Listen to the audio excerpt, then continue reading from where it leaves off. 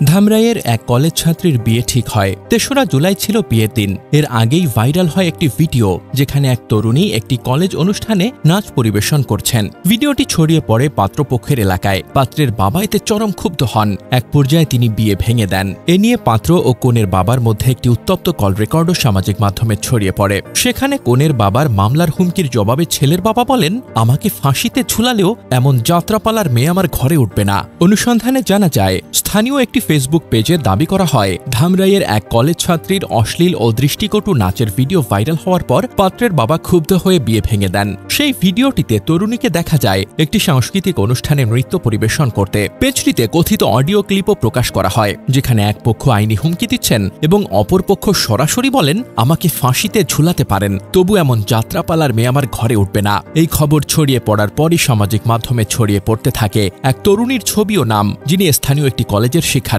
অনেকেই তাকে বিয়ে বিচ্ছেদের কেন্দ্রীয় চরিত্র বলে চিহ্নিত করতে থাকেন। ফলস্বরূপ তরুণীকে ঘিরে নানা কটাক্ষ, মন্তব্য ও অপমান শুরু হয়। তবে এখানেই আসে ঘটনা মোড় ঘোরানো ফ্যাক্ট চেক। খবরটি ভাইরাল হওয়ার কিছুক্ষণের মধ্যেই একই ফেসবুক পেজ একটি নতুন পোস্টে জানায়, তারা যে সংবাদের কথা বলেছে সেটি যেই মেয়েকে নিয়ে, তা অনেকেই ভুলভাবে ধামরাই সরকারি কলেজের একটি ভাইরাল ভিডিওর মেয়ের সঙ্গে মিলিয়ে নিচ্ছেন। পেজ কর্তৃপক্ষ স্পষ্টভাবে জানায়, এই ধারণা সম্পূর্ণ ভুল। তারা জানান, ভাইরাল হওয়া ছবির মেয়েটির সঙ্গে সংবাদের মেয়েটির কোনো সম্পর্ক নেই। মেয়েটির ছবি শেয়ার করে তাকে হেনস্থা করা হচ্ছে, যা সম্পূর্ণ অনভিপ্রেত এবং অনৈতিক। ফলে দেখা যাচ্ছে বিয়ে বিচ্ছেদের কোনো একটি ঘটনা ঘটতে পারে, তবে সেটি ঘিরে যে মেয়েটিকে টার্গেট করা হচ্ছে তিনি ঘটনার সঙ্গে জড়িত নন। ভিডিও দেখে অনুমান করে যেভাবে তার ছবি শেয়ার করে সামাজিকভাবে হেনস্থা করা হয়েছে তা মিথ্যা অপবাদ ছড়ানোর শামিল। ঘটনাটি যাচাই না করে এই ধরনের তথ্য ছড়ানো একজন নির্দোষ তরুণীর জন্য সামাজিক অপমানের কারণ হয়ে দাঁড়িয়েছে। সামাজিক বার্তা। এই ঘটনা আমাদের চোখে আঙুল দিয়ে দেখিয়ে দিয়েছে তথ্য যাচাই না করে ছড়িয়ে দেওয়া কতটা ভয়াবহ হতে পারে। এতে একজন মেয়ের সম্মান ধুলোয় মিশেছে, যার কোনো দোষই ছিল না। সামাজিক ন্যায় বিচার এবং ডিজিটাল সচেতনতা এখন সময়ের দাবি। একটি ভুল ভিডিও আর তার ভিত্তিহীন প্রচারণায় একজন তরুণীর জীবন ও সম্মান ভেঙে পড়েছে। এটা কোনো কাল্পনিক গল্প নয়, বাস্তবের নির্মম সত্য।